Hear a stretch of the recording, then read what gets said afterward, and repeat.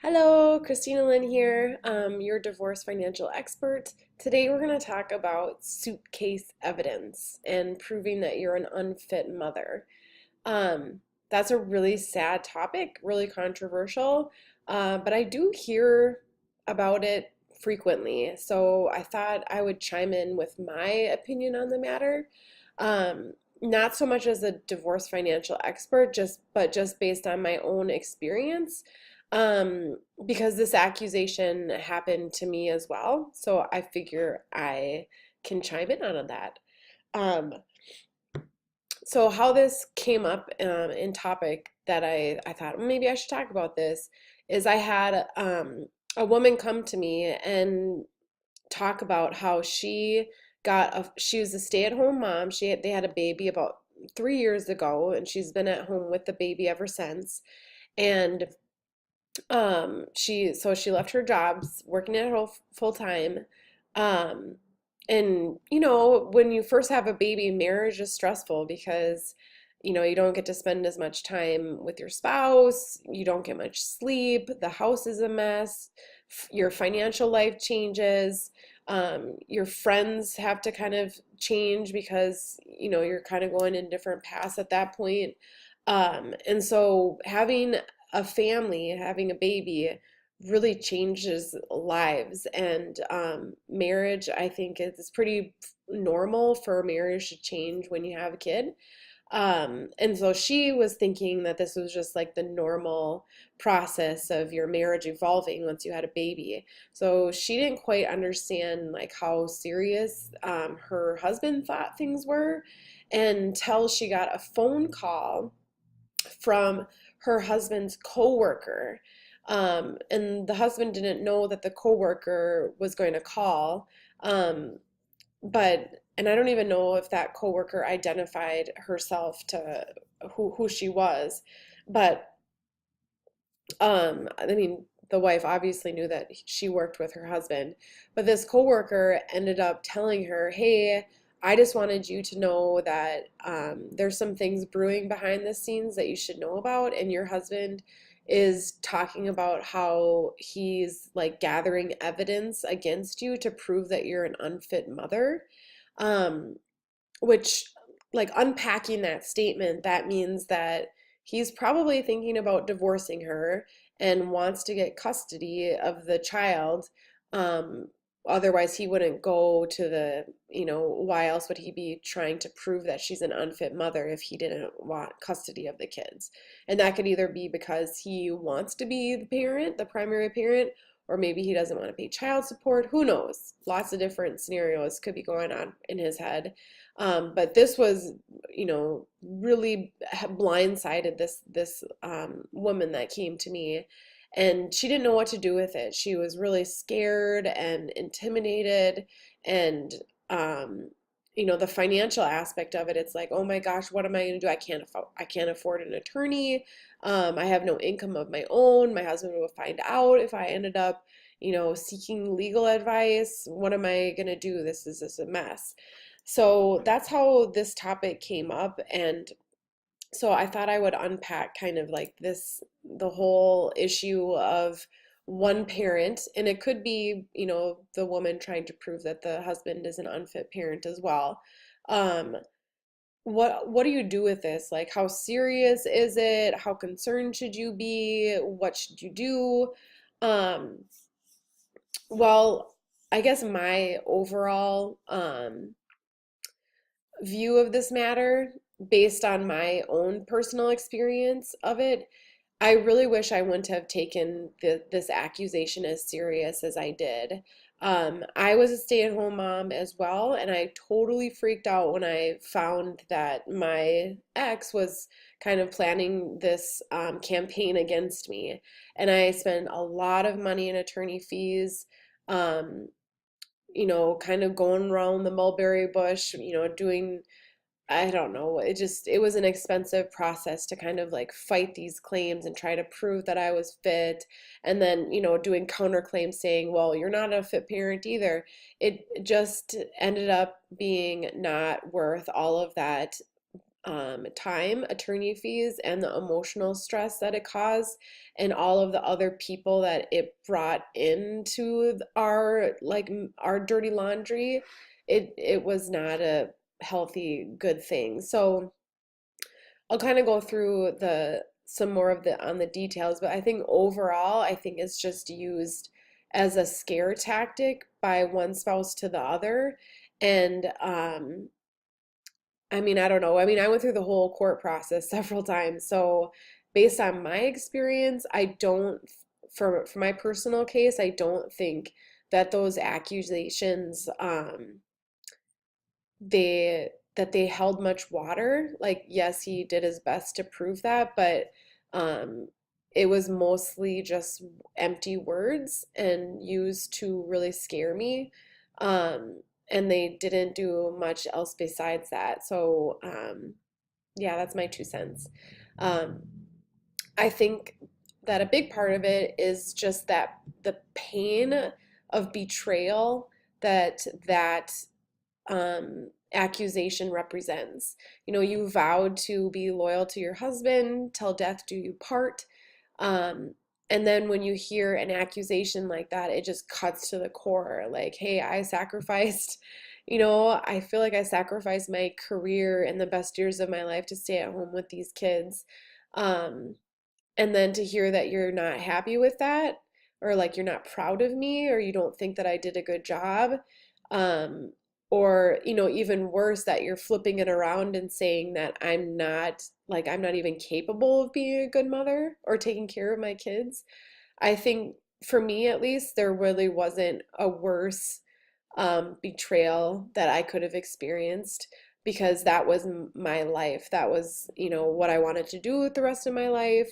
I had gave up a lot in order to take on that role. And then to hear my partner, who I was committed to, thinking something different of me, it really hurts. I feel like maybe that's how I got really tripped up with this accusation. And that if I was able to like remove myself and look at it a little bit more objectively, thinking like, well, he's probably just upset and doing these things to get under my skin, which was probably just the case, I wouldn't have taken it so serious and reacted as harshly as I did. Actually, for me, I like froze and just let everything be handled by my attorney because I had no idea how to respond, and that was really an expensive route to take. Um, so, you need to talk to your attorney about like what constitutes an unfit parent. Um, I mean, for me that was clearly not the case. Like, I'm not on drugs, I'm not an alcoholic, I'm not, neglecting my children or doing anything, harmful. Um, so for me, really, there was no grounds of saying that I was mentally capable and everything. Um, but there are cases where maybe you're being accused of that, and who knows? I don't know. Maybe, if you're just locking your kids up in a closet so you can go out, partying, you got a different issue you're dealing with. But I'm just saying more for that parent that is really trying, you're doing your best to be a great parent and putting your kids' needs first.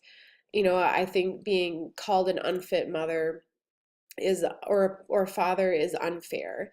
So just that's just my disclosure. Like, if you are not taking care of your kids properly and putting their needs first, then maybe you should be listening to these accusations. But I think that, I trust that you're a good, that you have your heart is in the right place, and that you're putting your kids first, and that is why I'm saying maybe don't take these accusations as seriously as you are. And if you're not doing that, put your kids first. Um, let's see. You know, I think it's good to look the worst case scenario straight in the eye and say, like, what's the worst that could happen to me? Like, could I potentially lose custody of my kids? That was my worst case scenario, that I wouldn't be able to see my kids anymore. Um, and for my case, I mean, what my attorney advised me was that was highly unlikely. I mean, there was a possibility that we would have to split custody, physical custody. But that was really like the worst case scenario that I was looking at, which really isn't that bad when you think about it. So that helps to like look at the worst case scenario straight in the eye and say, can you handle this? And the answer is yes, you can handle it. Um, I think it's pretty hard to take away rights from parents. And again, I apologize. There are those like exceptions to the case, and believe me, I've heard of them. And if that's you and you like, you were treated unfairly, I'm sorry. I don't mean to be insensitive about your case. Um, I'm just trying to like give peace and hope to those people who are experiencing that, just to keep you calm and on the right track. But I'm not trying to belittle anybody's situation either, because I know that when it comes to your kids, like, oh man, this like tension is high, and I totally get that. Um, but why do I call this like suitcase evidence? Well, in my case, my husband actually had a suitcase of stuff that he compiled against me.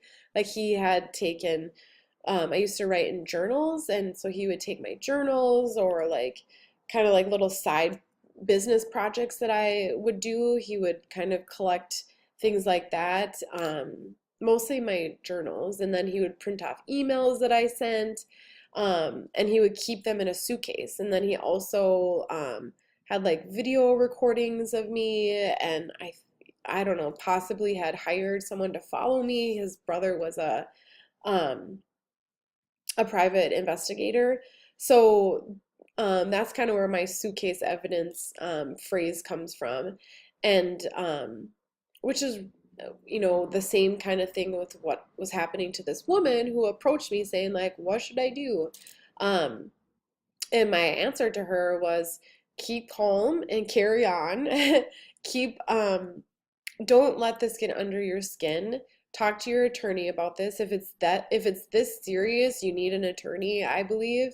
Um, and some of the things that happened to me to combat this accusation was um, we actually did a psych evaluation.